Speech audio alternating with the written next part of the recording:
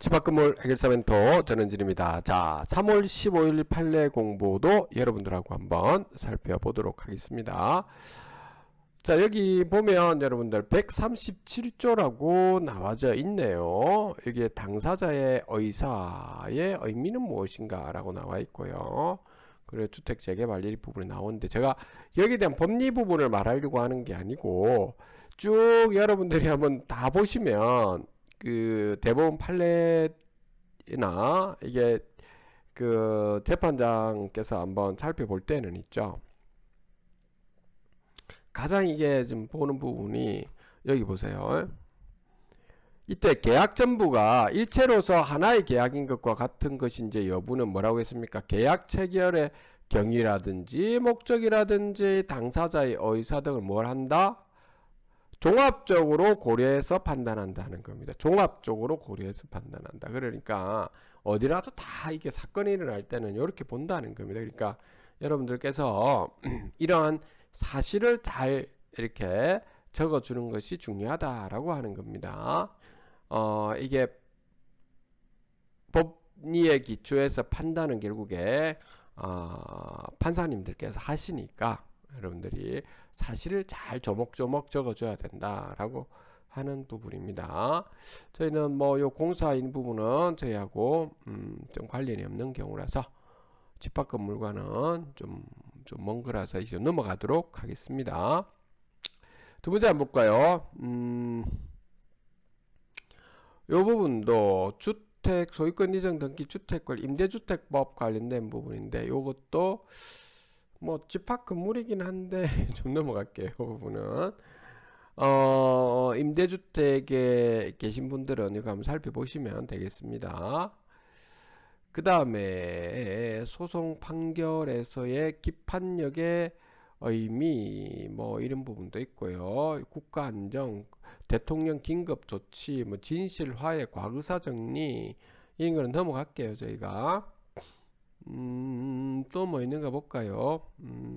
여기 수탁 보증인 뭐 이렇게 수탁 보증인 이렇게 지금 나와 있는데 이것도 넘어가겠습니다.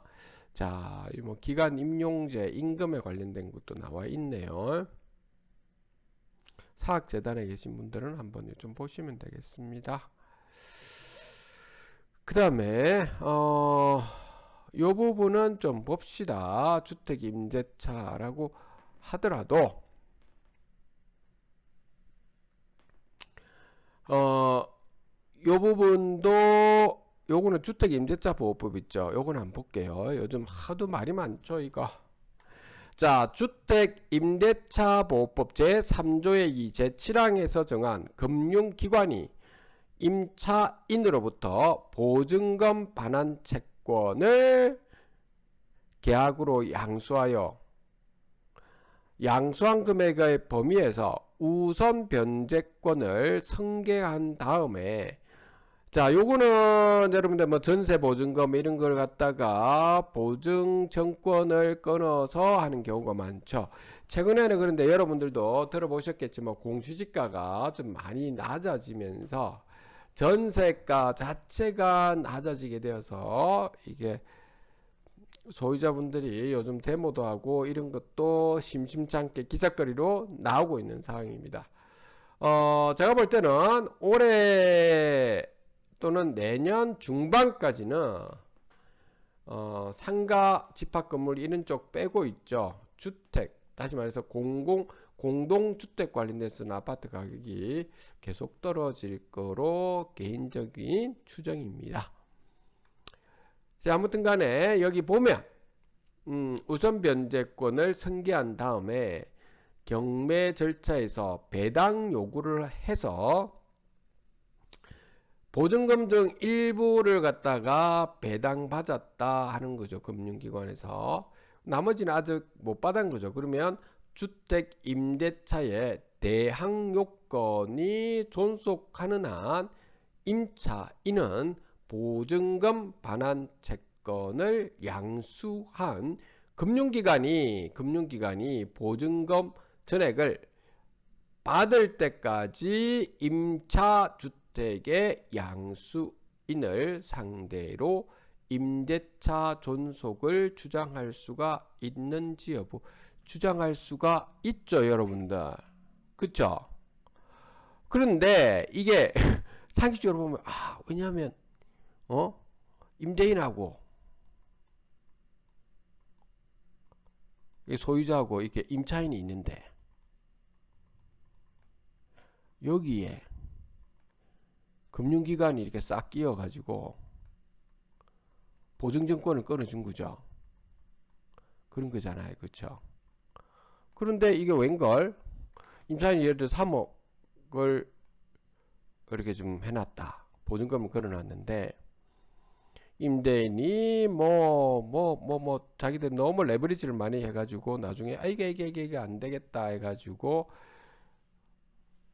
그래서 이게 경매로 넘어간다. 이 어떤 건물이 아니면 이 집이 경매로 넘어간다. 경매로 넘어가게 되면 그럼 일단은 금융기관은 한테는 3억 줘야 되고 이 임차인한테는 그럼 금융기관이 독박 쓰는 거죠. 독박 쓰고 이제 3억 있어요. 예를 들어서 경매를 해보니까 이거 2억밖에 안 되네. 그럼 2억은 일단 금융기관에 넘어오는 거고 1순위니까 1억 남았어요 라고 하는 건데 1억을 있죠. 이게 산 사람이 있겠죠. 낙찰받은 사람이 주든지 이렇게 해야 된다는 거죠. 이 부분인데 그 1억 부분에 대해서 근데 어떤 법률을 사용되는가라고 하는 거 임차인의 지위를 유지하는 건지 금융기관이 아니면은 금융기관이 단지 그 채권자 대위로 간 건지 아니면 요걸 구상권으로 행사한 건지 이런 관계인데 한번 잠깐 봅시다. 여러분들은 이건 알 겁니다. 임차인 입장에서는 대항력이라고 하는 부분은 알고 있고 대항력이라는 것은 제3자한테도 대항을 할 수 있다 이 말인 거죠. 우선 변제권도 알고 있는 상황이고 두 가지를 모두 임차인이 겸비하고 있는 거죠. 근데 이제 이 금융기관인 거죠. 근데 여기 한번 보시면 여기 진행도 경매 배당료 하였으나 보증금을 받지 못한 임차인은 여전히 대항 요건을 유지하며 임대차 관계의 존속을 주장할 수 있으므로 임차인이 대항력을 구부한 후에 임차주택을 양수한 경우에는 그와 같이 존속되는 임대차의 임대인 지위를 당연히 승계한다. 자, 이는 주택임대차보호법 제3조의 이 제7항에 정한 금융기관이 자, 요게 이제 요거 금융기관이 임차인으로부터 보증금 반환 채권을 계약으로 양수한 금액의 범위에서 우선 변제권을 승계한 다음에 경매 절차에서 배당 요구권을 하여 보증금 중 일부를 배당받은 경우에도 마찬가지이다. 자, 마찬가지다 이렇게 한 거 보니까 다시 말해서 이 금융기관은 있죠. 돈을 걷자 대신 이렇게 빌려주는 이러한 구상권 행사라고 하는 것이 아니고 완전히 임차인의 요 위치에 와서 임차인이다라고 하는 거죠. 어떻게 돈을 돈을 줬다라고 하는 거는 임차인의 지위를 유지한다. 그러니까 요게 채권자 대위권, 지위를 유지한다. 지위. 승계를 여기 보시면 양수함으로써 이렇게 해놨고 승계한다. 이렇게 좀 한 거 보니까 임차인의 모든 지위를 다 승계하는 조건으로 들어간다라고 하는 겁니다. 자, 그래서 금융기관이 좀 쪽박차게 생기는 이런 부분도 있겠죠. 다시 말해서 그러면 금융기관이 점점 이런 좀 문제가 생기고 주택에 지금 상당히 빌라라든지 주택에 지금 전세 보증금도 못 주고 날라버린다든지 이랬을 때에 결국에 은행이 좀 문제가 생길 수도 있겠죠. 그런 부분이 이게 등장하고 있네요. 벌써 구상금 이런데 이게 구상금이라고 하기보다는 요거 실제 말은 구상금은 저도 볼 때는 맞는 것 같은데 실질적으로는 임차인의 지위를 다 유지하고 있기 때문에 채권자 대위라고 하는 것이 맞지 않을까 이렇게 보는데 자 넘어가겠습니다. 이거는 또 뭔가 봅시다. 상가 건물이네요. 상가 건물.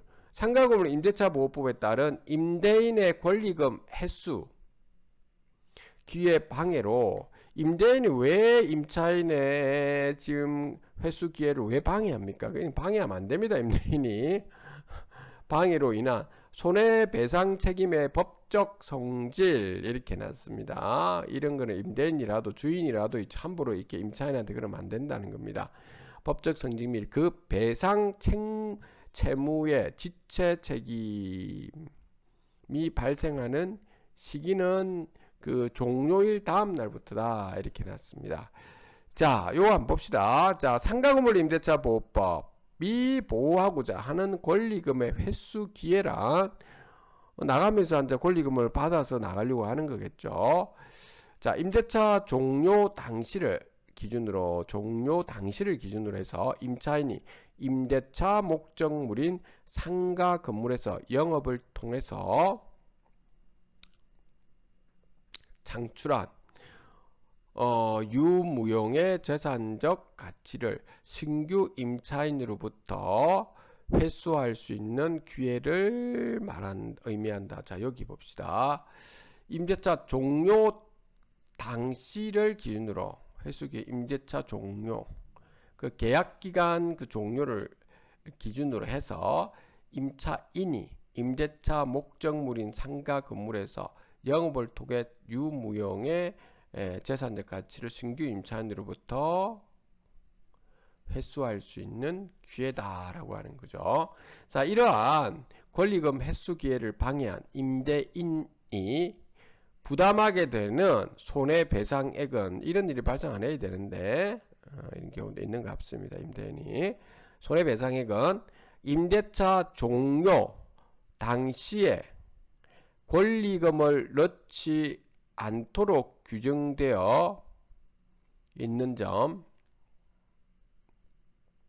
임대인에게 손해배상을 청구할 권리의 소멸시효 기산일 또는 임대차가 종료한 날인 점 등 상가 임대차 규정의 입법 취지, 보호법이 내용이나 체계를 종합해 보면 자, 요 뒤에가 중요한 것 같습니다. 임대인의 권리금 회수기의 방해로 인한 손해배상 책임은 상가 임대차 보호법의 요건이라든지 배상 범위, 소멸시효를 특별히 규정한 법적 책임이고 그 손해배상 책무는 임대차가 종료한 날에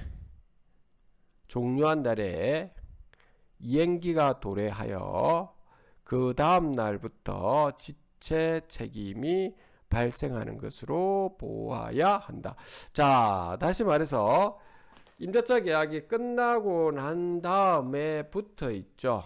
이제 손해배상 지체 책임이 발생한다라고 하는 겁니다. 끝나고 난 뒤부터라고 하는 거죠. 영업에서 창출할 수 있는 유무형의 재산적 가치라고 하는 거네요. 도래해서 그 다음날 지체 책임에 대해서 발생하는 거 손해배상. 자, 근데 이게 이거는 있죠. 우리 다음에 한번 제가 일단 실제 요 판결문을 좀 보고 사실관계를 좀 더 봐야 될 것 같습니다. 이렇게만 딱 해놨으니까 저도 아직까지는 잘 모르겠습니다. 요거는 우리 좀 중요할 것 같습니다. 그렇죠? 상가라든지 그런데 판매 시설이라도 있는 분들을 위해서 제가 한번 한 번 더 살펴보도록 하겠습니다. 그리고 이거는 별도로 제가 알려드릴게요. 넘어가도록 하겠습니다. 그 다음에 보험금 관련된 거 이거는 자 넘어갈게요. 그 다음에 소멸시효도 넘어갔고요. 요거는 한번 봅시다. 이거는 여러분들 특히 이게 호텔에서 이게 많이 일어나고 있어서 문제인 거죠. 아주 뭐 호텔 같은 데서 그 운영사들이 보면 그 자본금도 거의 없는 운영사들이 와서 먹튀하는 경우가 많죠. 회사의 법인격을 부인하여 그 배후에 있는 개인에게 책임을 물을 수 있는 경우, 다시 말해서 법인을 세워가지고 그냥 파산하고 나면 그만인 거죠. 그렇게 되다 보니까 짜고 치는 고스톱이라고 거기에 있는 대표이사라든지 이사들은 그냥 뭐 본인 개인에 대한 재산하고는 관련이 없으니까 사기치고 날라쁘는 거죠. 자, 그런 부분에 대해서인데 한번 봅시다. 우리 오늘 요거는 한번 좀 보죠. 회사에 대해서 회사 설립 전 개인이 부담한 채무의 이행을 청구할 수 있는 경우, 회사에 대해서 개인이 부담한 채무의 이행을 청구하는 법리가 채무 면탈을 목적으로 회사가 새로 설립된 경우뿐만 아니라 기존 회사의 법인격이 이용되는 경우에도 판단되는지 여부. 자, 남용 기준 이렇게 해놨는데 요것도 제가 별도 사실관계를 좀 더 살펴봐야 될 것 같은데 오늘은 여기에 대해서 한번 전체만 한번 읽어보고 우리가 별도 한번 좀 봐야 될 것 같습니다. 이거는 자, 여기 한번 볼까요? 주식회사는 주주와 독립된 별개의 그렇죠. 권리 주체이므로 그 독립된 법인격이 부인되지 않는 것이 원칙이다. 그러나 개인이 회사를 설립하지 않고 영업을 하다가 그와 영업 목적이라든지 물적 설비, 인적 구성원 등이 동일한 회사를 설립하는 경우에 그 회사가 외형상으로는 법인의 형식을 갖추고 있으나 법인의 형태를 빌리고 있는 것에 지나지 않고 실질적으로는 완전히 그 법인격의 배후에 있는 개인 기업에 불과하거나 이런 경우 많죠. 아까 전에 말했던 그런 사기치기 위해서 법인을 만든 경우가 이런 거죠. 특히 호텔에서 이런 경우가 좀 많이 일어나고 있고, 회사가 개인에 대한 법적 책임을 회피하기 위한 수단으로 함부로 이용되고 있는 예외적인 경우까지 회사와 개인이 별개의 인격체임을 이유로 개인의 책임을 부정하는 것은 신의 성실의 원칙에 반하므로 이러한 경우에는 회사의 법인격을 부인하여 그 배후에 있는 개인에게 책임을 물을 수 있다. 보통은 이렇게 법인격 부인은 책임을 물을 수 없는데 보통은 이번 판례가 좀 그런 것이 나온 것 같습니다. 그래서 요거는 제가 별도로 사실관계를 바탕으로 해가 시간 날 때 한번 여러분들하고 같이 한번 다시 한번 볼게요. 그래서 오늘은 요거는 한번 봅시다. 개인과 회사의 주주들이 그 경제적 이해관계를 같이 하는 등 개인이 새로 설립한 회사를 실질적으로 운영하면서 자기 마음대로 말이죠. 이용할 수 있는 지배적인 지위에 있다고 인정되는 경우로서 이런 경우가 많죠. 공개도 안 하고 지 마음대로 하는 거예요. 사기치고.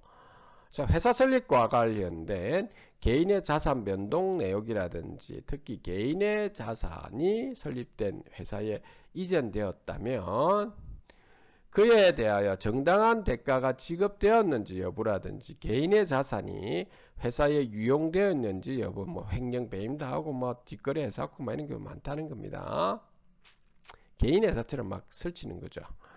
그 정도 및 제3자에 대한 회사의 채무 부담 여부와 그 부담 경위 등을 종합적으로 살펴보아서 회사와 개인이 별개의 인격 책임을 내세워 회사 설립 전 개인의 채무 부담 행위에 대한 회사의 책임을 부인하는 것이 심의 정의와 형평에 반한다고 인정되는 때에는 회사에 대하여 회사 설립 전에 개인이 부담한 채무의 이행을 청구하는 것도 가능하다고 보아야 한다. 개인의 채무 부담 행위에 대한 회사의 책임을 부인하는 것이 심히 정의와 형평에 반한다고 인정되어서 회사에 대해서 개인이 부담한 채무의 이행을 청구하는 법리는 채무 면탈을 목적으로 회사가 새로 설립된 경우뿐만 아니라 같은 목적으로 기존 회사의 법인격이 이용되는 경우에도 적용되는데 여기에서 회사가 이름뿐만 아니라 실질적으로 개인기업에 지나지 않은 상태로 될 정도로 형해화된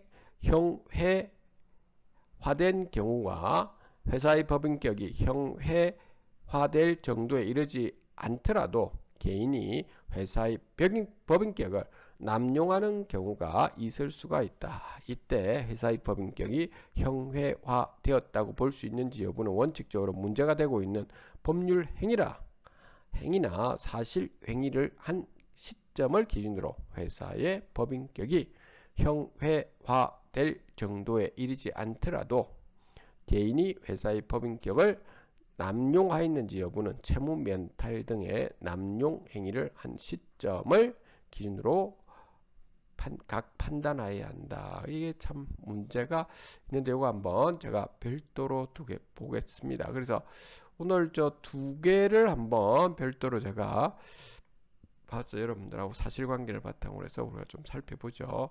그 외에는 요거 넘어가 볼게요. 행정 업무 정진됨 환경 영역 평가와 관련된 거고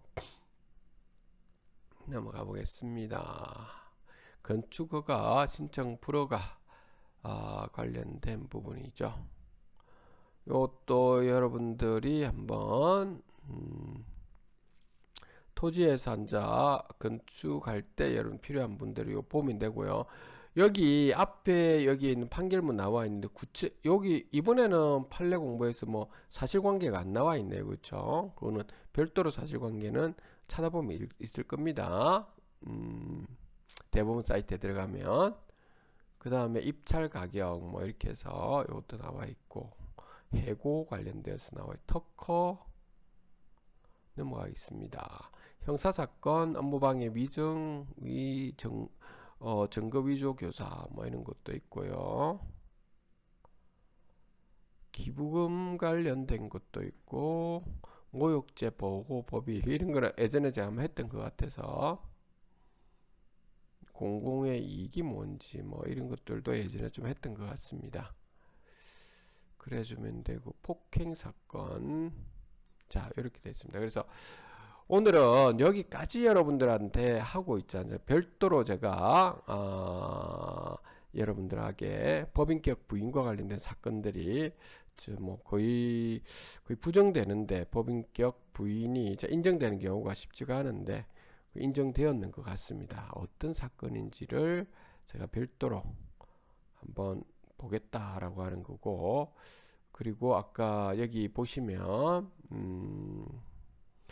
상가 건물에서 있죠. 이렇게 해서는 안 됩니다, 여러분들이.